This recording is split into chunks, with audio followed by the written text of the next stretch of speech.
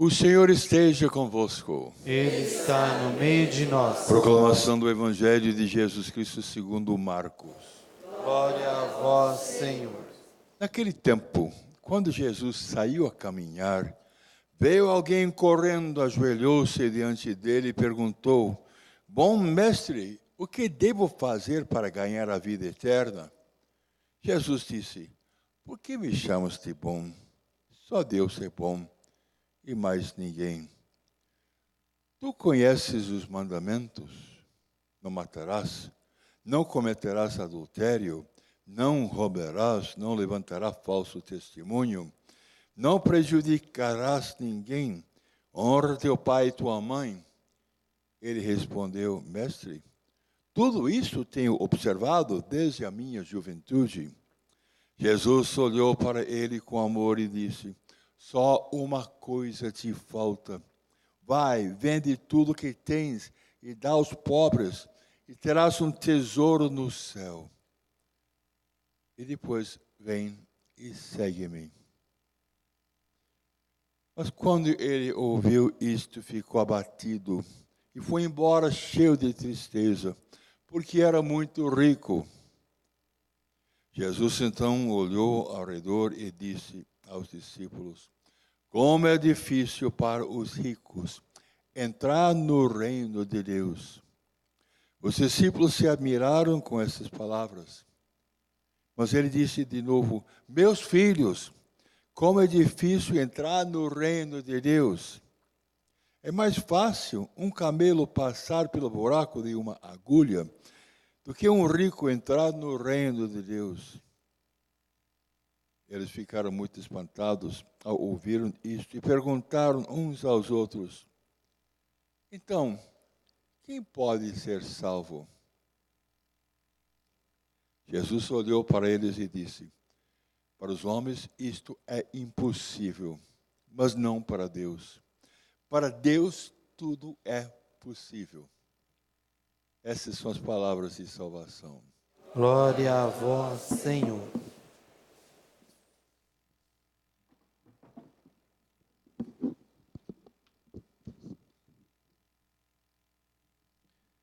Meus irmãos, minhas irmãs, presentes aqui nos estúdios da TV Século XXI, irmãos e irmãs que nos acompanham, que rezam conosco de tantas partes do Brasil e do mundo. Nós somos um povo privilegiado. Privilegiado porque temos a possibilidade de conhecer a vontade de Deus sobre nós. O que Deus quer de mim, o que Deus quer de nós. Não precisamos ir tentar descobrir, fazer grandes pesquisas para isso. Temos a sua palavra. E na sua palavra, Ele abre o seu coração e nos diz o que deseja para a nossa vida. Por isso que, na Santa Missa, a primeira parte, a liturgia da palavra, nos coloca assim textos da Sagrada Escritura para nós irmos entrando no pensamento e no coração de Deus. Começamos ouvindo uma passagem do livro do Eclesiástico. Esse livro ganhou esse nome porque era muito lido na igreja nos primeiros séculos. É um livro do ano mais ou menos 180 antes de Cristo. E foi escrito por um sábio chamado Sirácida, ou bem Sirácida. Atualmente até algumas Bíblias, a nova inclusive tradução da CNBB, nem traz mais o livro eclesiástico, mas Sirácida. É o livro, o autor dá nome então ao livro. E esse autor, ele quer confortar aqueles que erram, mas que têm boa vontade. Ele diz: olha, o pecador, se quiser ter o perdão, volte-se para Deus. Deus é rico em misericórdia, está sempre pronto a perdoar. Agora, ele quer que a pessoa se afaste do pecado e pratique a justiça. Fazendo isso, ele sempre acolhe aquele que quer voltar-se para ele. Quer dizer, é um Deus que está sempre com os braços e o coração aberto. E ele diz, então, voltando para Deus, a pessoa pode fazer já aqui na terra aquilo para que ela foi criada. Fomos criados para louvar a Deus. Isso que o autor quer dizer. Fomos criados para louvar a Deus. Aquilo que faremos eternamente, e isso os livros bíblicos lembram bem, isso como podemos fazer desde já, louvar o Senhor. E depois, já nos preparando para esse louvor, realizaremos a missão para que existimos. Quer dizer, por que existimos, por que trabalhamos? Para louvar o Senhor. E aí não importa onde a pessoa vive, o que ela faz. Toda a vida deve ser um louvor a Deus, na alegria, na tristeza, na saúde e na doença. O Evangelho nos falou da vocação. Um jovem, nem diz que é jovem, se atribui a um jovem, mas tudo indica até que era jamais de mais idade. Mas alguém inquieto procurou Jesus. Por que eu digo que inquieto? Diz assim, Jesus saiu a caminhar, veio alguém correndo ao encontro dele. Quer dizer, alguém que quer fazer alguma pergunta, porque tem algo que o angustia no coração. E se ajoelhou. Quer dizer, já reconheceu a divindade de Jesus. Quer dizer, sabia que não se tratava apenas de um grande mestre, mas de um Senhor, o Senhor a quem ele queria servir. Depois, essa pessoa fez perguntas muito apropriadas, muito inteligentes. O que devo fazer para ganhar a vida eterna? E aí Jesus teve a oportunidade de lhe instruir. Jesus viu alguém que queria segui-lo, queria amá-lo, e aproveitou, então apresentou os mandamentos para cumprir. Amar a Deus de todo o coração e ao próximo como a si mesmo, isso traduzido de várias maneiras.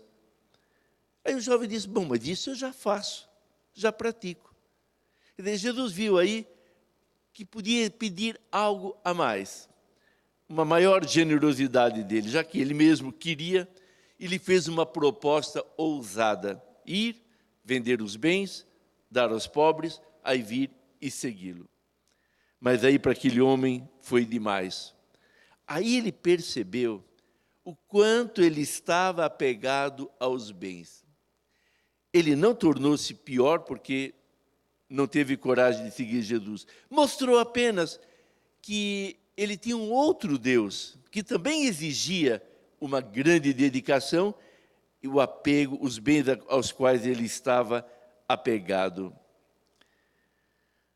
Lendo isto, facilmente a gente podia concluir. Bem, há dois tipos de seguidores de Jesus.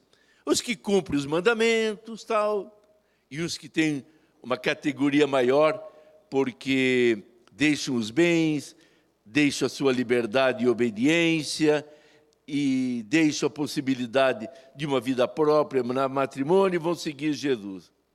Mas não é assim. Para cada um de nós, Jesus tem uma vocação, um chamado diferente. E o que é melhor para mim? Aquilo que Deus quer para mim.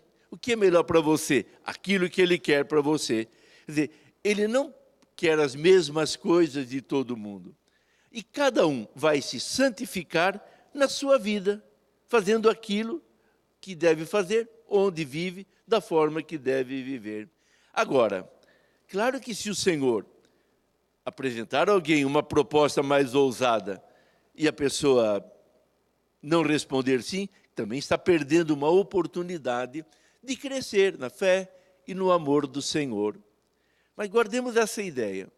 Qualquer que seja a nossa situação, o trabalho que fazemos, a vida que levamos, a cidade onde vivemos, ali onde eu estou, sou chamado a me santificar, a louvar o Senhor, a ser fiel aos mandamentos, e assim eu cumpro a minha missão e ajudo outros a cumpri-la também, porque o testemunho é algo que, eu diria assim, atrai e contagia.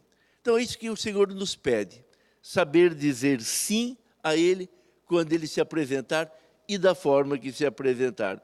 Se fizermos a nossa parte, abriremos assim espaço para a ação da graça de Deus em nós. Porque a cada sim que eu dou a Deus, eu crio nova possibilidade de Ele, não só de Ele me falar, de eu entender o que Ele está me falando e de lhe responder: Senhor, aqui estou.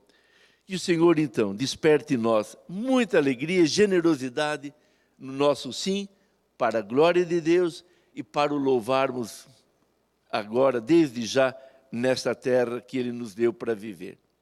Assim seja.